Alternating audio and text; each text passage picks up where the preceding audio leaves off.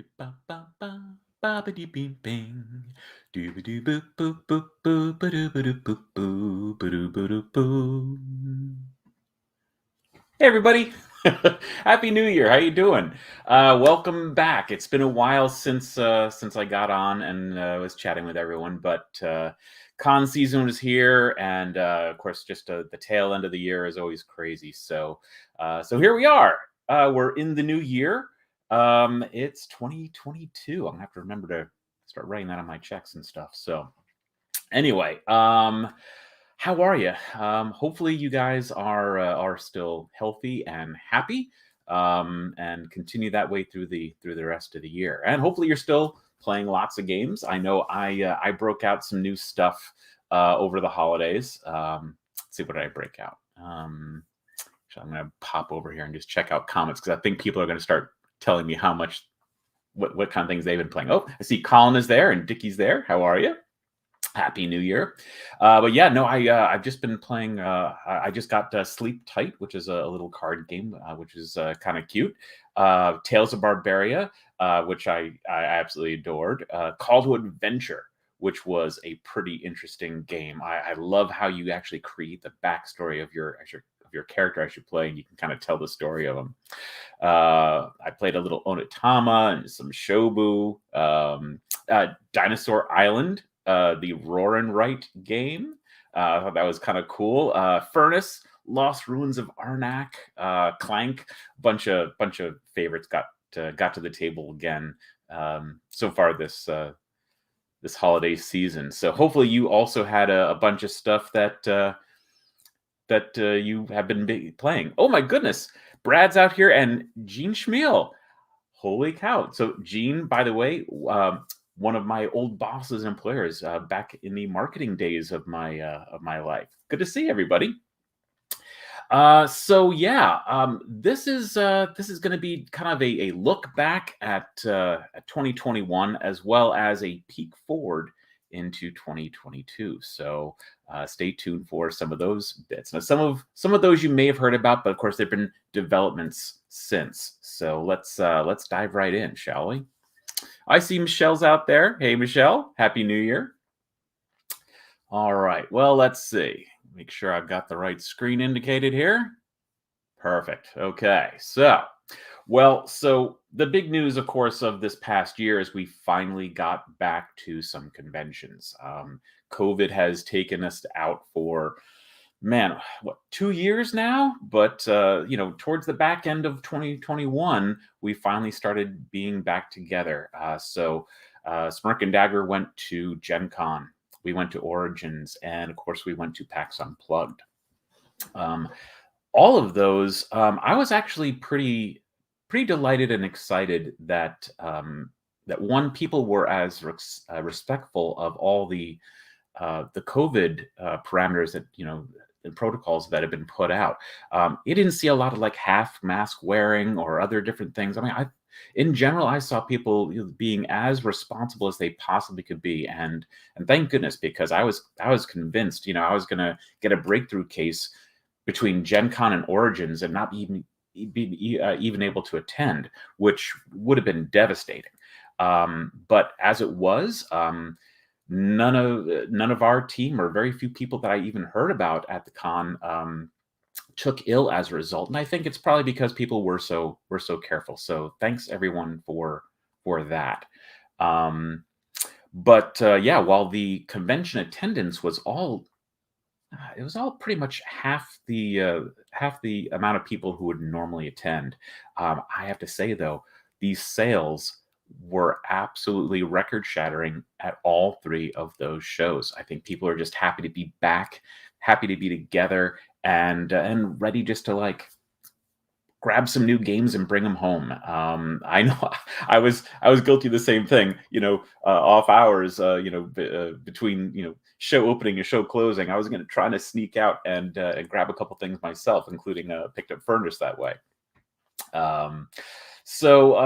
Yeah, but honestly, one of the best things about it is I truly love getting to see all of you. And we were able to demo a whole bunch of our new games.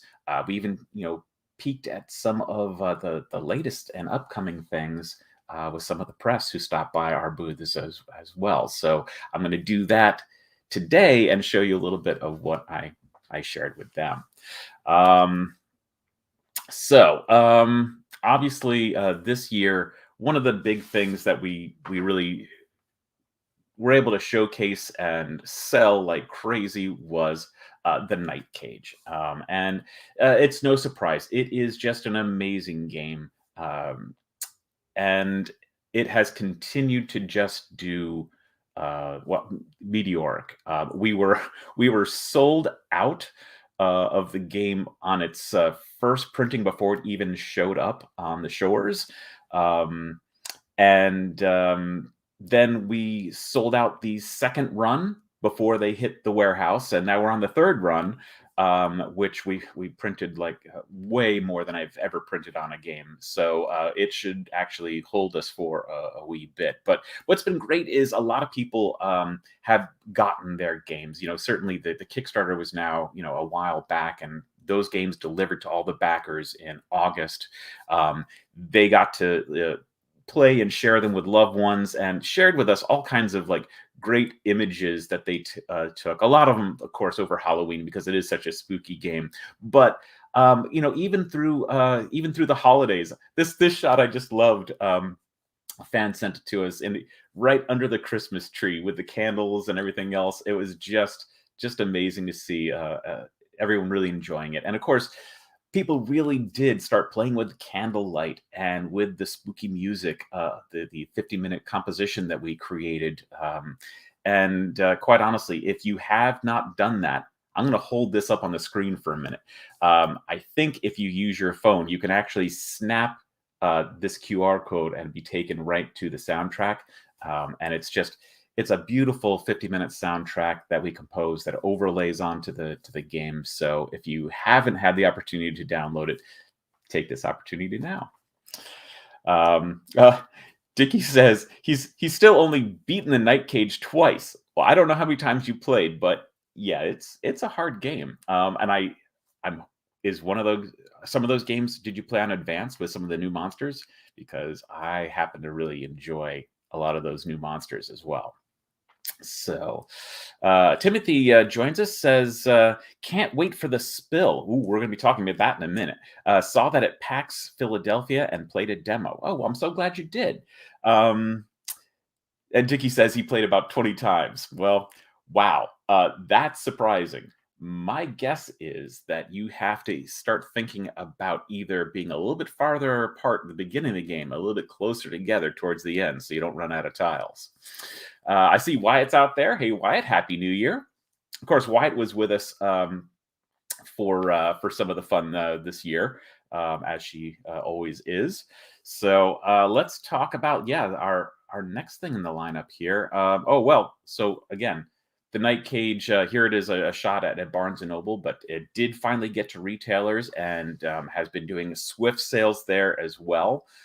So I hope that continues into the new year. And we've been getting a lot of great reviews and feedback as well. I see Andy's there. Andy, the designer of the spill. We're going to be talking about that in a second. Andy, Happy New Year. So we've gotten some nice critical nods. Of course, through the process, we've had even back in the Kickstarter days, we've been getting a lot of great feedback on the Night Cage, and rightly so. But it certainly popped onto some top 10 lists for the year this year. It just hit Dice Tower's Best Thematic Games of 2021, which was #1. So we even Neil Patrick Harris even talked about the Night Cage in his recent newsletter. So that was a surprise, but it seems to be kind of getting out to everyone and getting a lot of people excited, and we couldn't be more overjoyed. So the question really is, well, what now? What are you going to do next? Is there going to be a Night Cage expansion? Well, I was talking with the designers, Chris, and Ross, and we were talking over Gen Con, where they came and did demos as well. During all the crazy COVID times. We were like, it seems like a straight up expansion isn't really where we want to go. I think the vision is going to be maybe a sequel. Like you turn your keys, you leave one hellscape, and where do you end up next? And what new puzzle do you have to solve? And I think that's probably got the most promise. So we hope to announce something along those lines later this year. But nothing for now, just kind of a little teaser to leave that out there. I see Jeff and Jack are with us. Hey, everybody. Thanks for stopping by. Jeff, of course, is the designer of Menace Among Us, and Jack, an old friend from high school and beyond. So everyone's stopping by. All right, so let's see. What do we have next? Well, Andy, yes, we've got The Spill.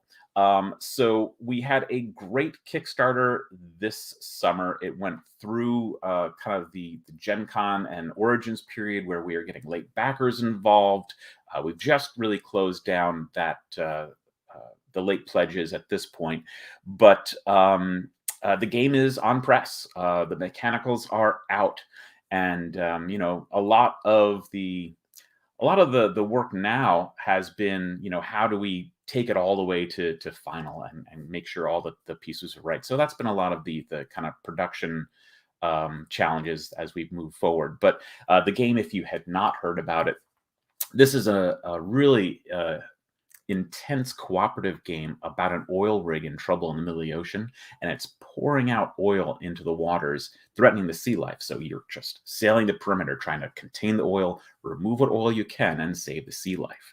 And it features this really cool 4-way dice tower at the center of the board that spills the oil in 4 different directions and creates just a really compelling visual and narrative device for the game. It just intuitively, you can feel the danger, which is, I think, what so many people respond to when they actually sit down and play the demo, as Timothy did. So, and speaking of that, yeah, so we had it out at PAX Unplugged, as Tim mentioned, and well, first of all, it made the first look table. Now, this is PAX Unplugged does a series of curated games. You have to apply in order to have your games feature there. And so we applied at the time, back when they were accepting those, and said, "Oh, we'd like to have the Night Cage there." And they said, "Absolutely, the Night Cage is amazing. We want to have it on that first look table." And they put 2 copies out. And they then said, "But can we have the Spill as well?" I was like, "Well, it doesn't exist yet. It's just a prototype." "Well, do you have enough to put a couple copies out?" I was like, "Well, I do." So we did. And those demo tables, both the Night Cage and the Spill, were filled nonstop for 3 days straight, where people were like waiting in line to get a seat at the demo table and ended up coming by our booth just to get at least the overview of the game. But had a lot of people really excited about the game. And as a result, we got a couple, again, nods from the industry. So Grant Lyon gave us Best Thematic Game at PAX Unplugged. And we were ranked as one of the top 3 at PAX Unplugged overall by Dicebreaker, who, of course, they're related to the show themselves. So in any case, it was really exciting. We were delighted to get the feedback that we did. And I think this game is really going to pop especially hard when it finally hits retail, because I think once you sit with it and you start really appreciating the amazing fun that it is to sit down and have all the dice cascade out and everything, it's a gripping, fun game. So anyway, looking forward to that. And now, one of the things that we've been doing is, as I mentioned, we've been kind of getting all the files ready for press in the last number of months. One of the things that backers had wanted was our weather dice, for example, which you see kind of a rough sample of here. They had been just number pips, and one of the stretch goals ended up, well, let's make custom engraved dice for those, and they, of course, will be pearlized blue and white to kind of be sky-like, but we did end up changing the faces of the die, going for the mold on that. But as a result, some of the card effects and even one of the specialist cards had to be updated because it was add 2 to your roll or something like that. As you're modifying your dice results for those weather dice. So we ended up just kind of like taking a look at those mechanics and making sure they still worked with these new set of dice. But of course, the tower itself is something that we have been working on quite a bit, just making sure that it was going to be durable, stable, and just work, just assemble well, and that sort of thing. Um, so we've worked with the printer to finalize a lot of these 3D designs, which actually my son Devin created the three-dimensional models here at the house, and then they've now since gone and added things like you see on the green here. There's these little posts that hold the legs on. They just modified those so there's a little kind of friction bar to make sure that grips on there nicely. We made sure all the dimensions had the right thickness so there was no warping, that sort of thing. So that's all taken some time, but again, it's on press, and hopefully that will be delivering just after the Chinese New Year. So, I'm still hoping it gets on a boat sometime in March and gets here in April or early May. So that is kind of the update on the spill. But, the other thing that we have been doing is we have been working hard on 2022. So during the conventions, we absolutely sat down with some of the media and we talked with them, kind of peeked under the tent about what's coming. Of course, the first thing that we've got in the shoot is going to be the Hexed, and this now is kind of the final cover, actually. So some great art done by Lindsay Look. We've Well, first, let me tell you a little bit about it. This is a deck building game, and it's a game of curse and counter curse. This is a spell slinging deck builder, but it's really different than a lot of traditional deck builders. So I want to get into like some of what makes this game special. Um, Oh, Wyatt. Wyatt says she loves the new art. Thank you. Yeah, it's absolutely stunning. I wish I could make it even bigger on the screen. I can probably do that, but you know what? Maybe I will do that. You don't need my talking head. Dun dun dun. Let's try it.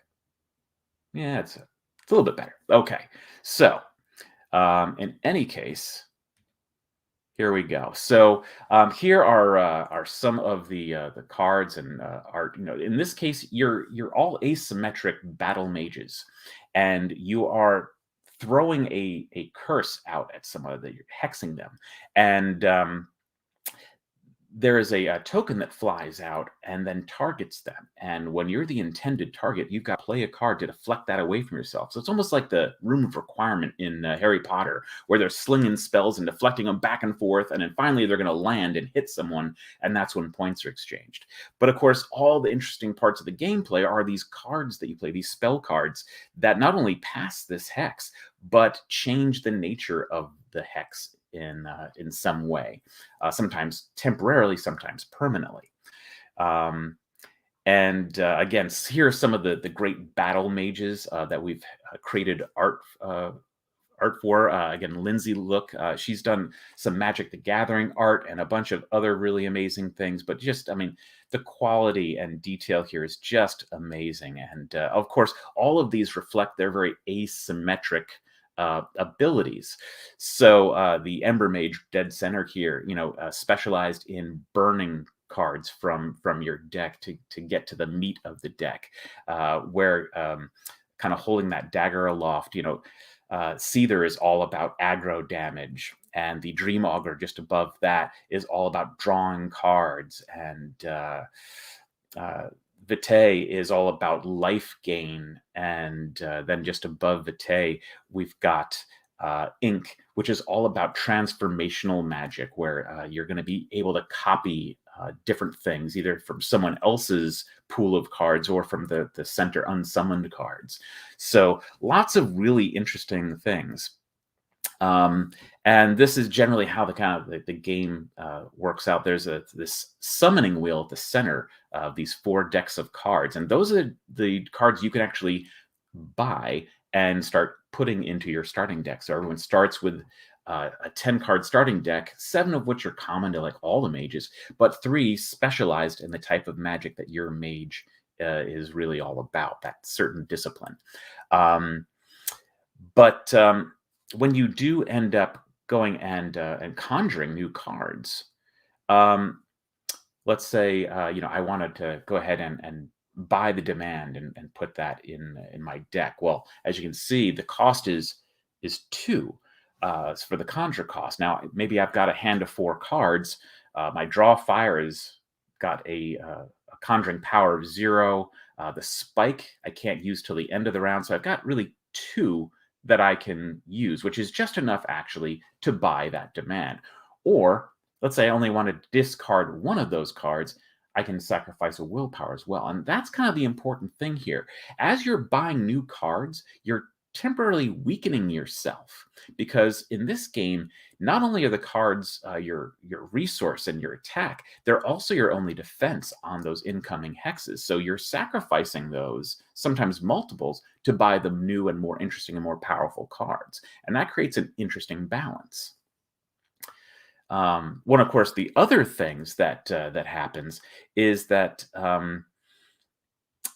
I guess what really makes this different than a lot of traditional deck builders is that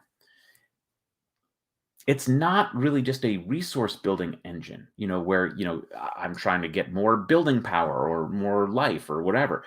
You're actually building an arsenal of how you want to interact with players, because this is a highly interactive game. This is not a deck builder where you're kind of siloed and just trying to create an engine that's most efficient. You're actually building an engine of how you want to mess with people. Do you want to be aggro? Do you want to like have people discard cards? Do you want to defend against things? Like you're kind of building the interactions that you want. And then the VP that you buy, it's not really straightforward in that regard either.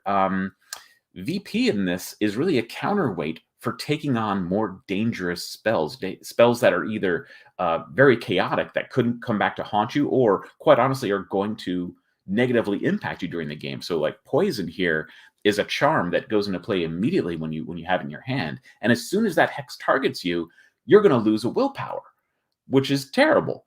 But it's worth 3 victory points at the end of the game. So you're kind of tempted to buy it. Plus, you'll notice it's got 4 conjuring power. So at the end of the round during the gathering, you're going to be able to buy a huge, interesting card from the center.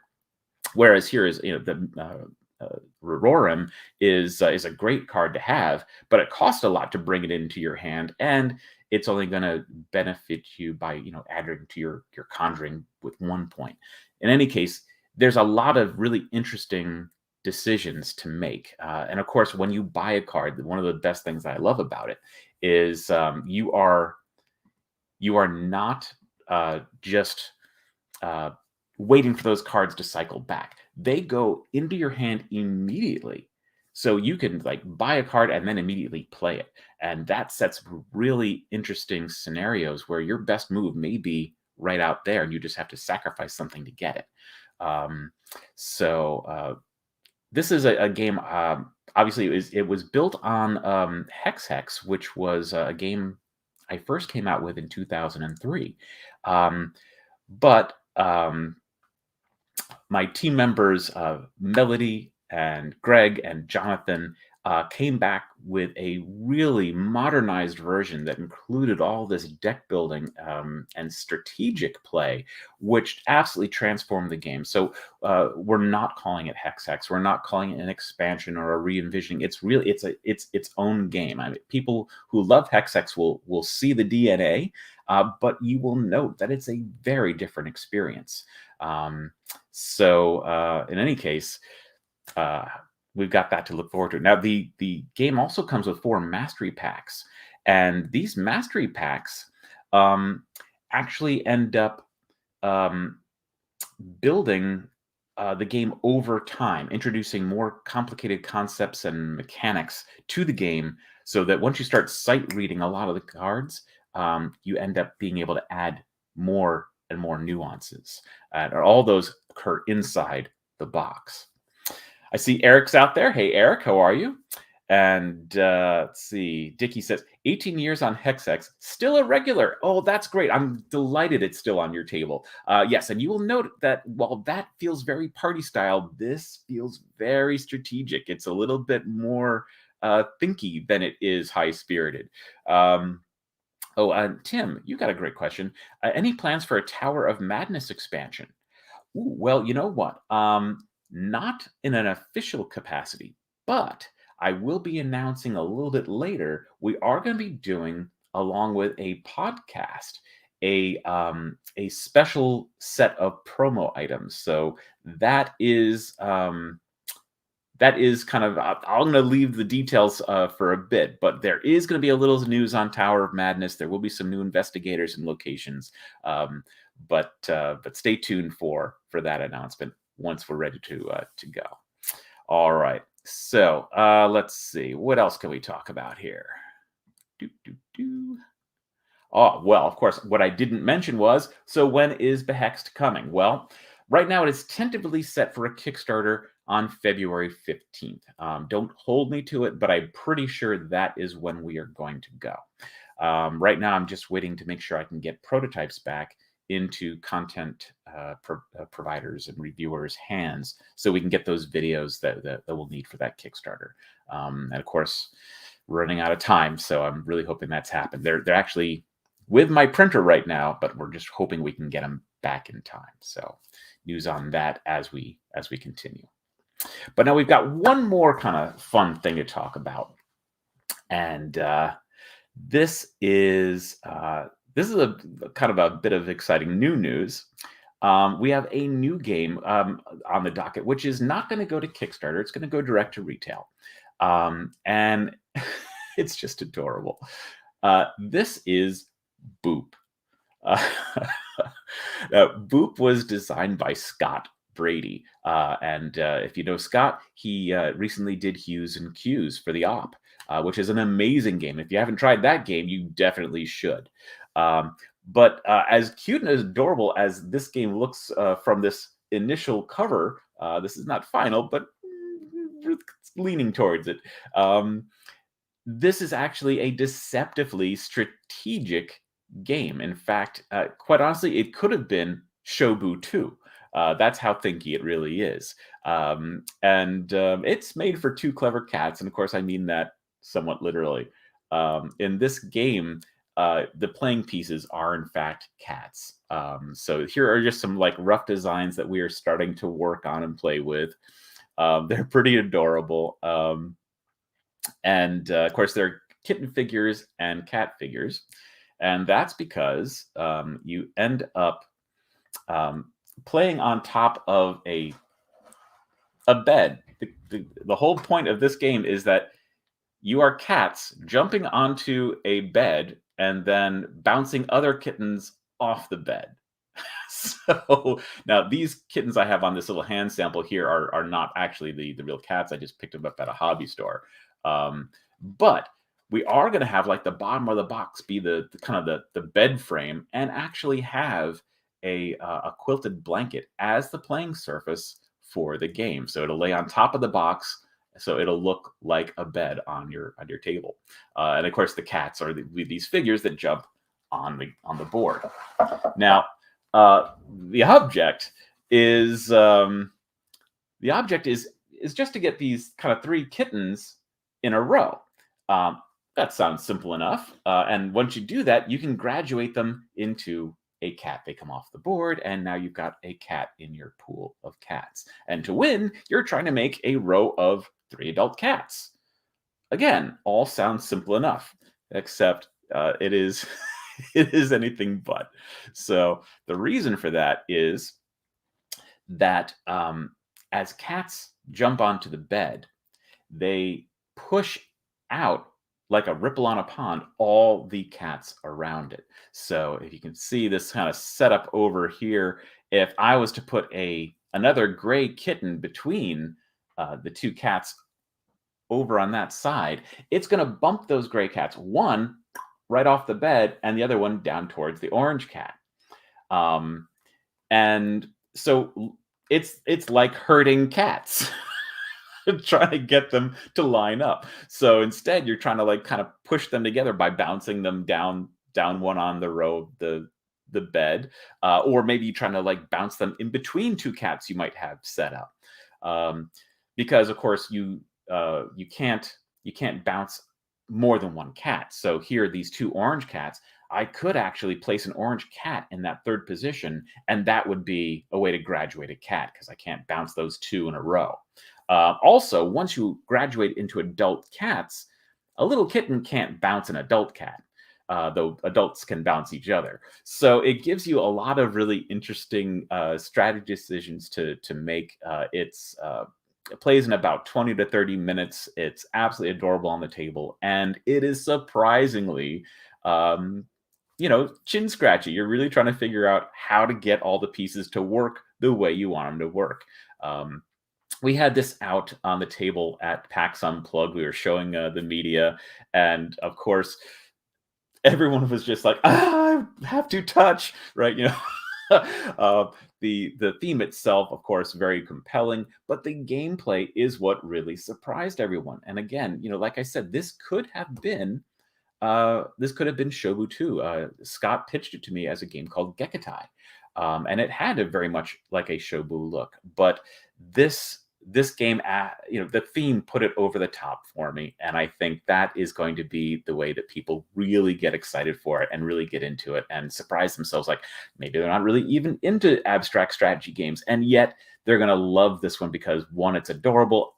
You people when they put the cats on the bed, you'll hear them going up, boop, and then bounce the other cats around. So it's great fun. Now, of course, we've got two other games that we're going to be announcing this year. One of which I hinted at in previous conversations. So we'll have Boom Patrol, and we'll be talking about Tesseract as well. So we kind of ran out of time here today, so I will make sure to talk about those and give you updates on these and other things as we move on. I'm going to try to do this more regularly again. So again, like and subscribe. You'll get notified when I actually hit the airwaves. But we try to do it Tuesdays at 4:30.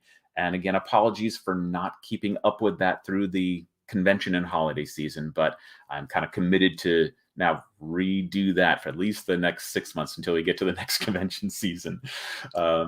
So anyway, I hope you are having a great new year, or at least a new start to the new year. And I wish you, of course, a healthy and happy full 2022. I hope we all are able to get together at conventions, see one another, and play games. So till then, have a great one, and we'll talk to you soon.